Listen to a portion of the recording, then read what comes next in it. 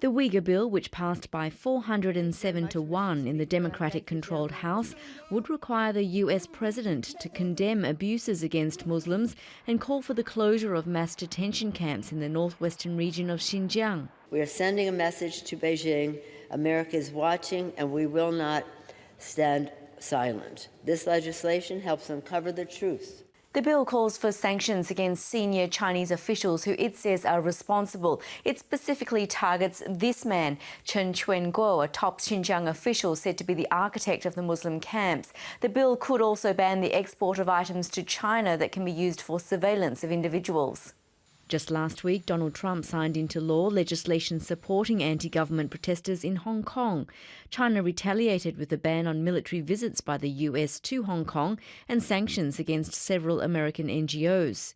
I think we've come to a point now where Xinjiang, what's happening in Xinjiang, as well as what's happening in Hong Kong, has kind of emerged as a litmus test for the CCP's credibility as a global superpower.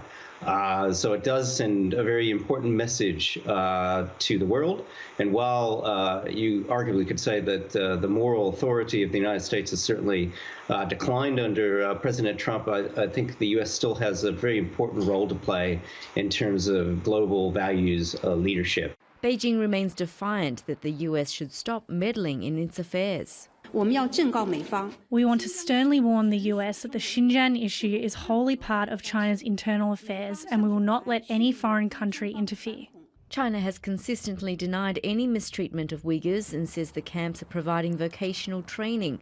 But UN experts and activists say at least 1 million Uyghurs and members of other largely Muslim minority groups are being detained.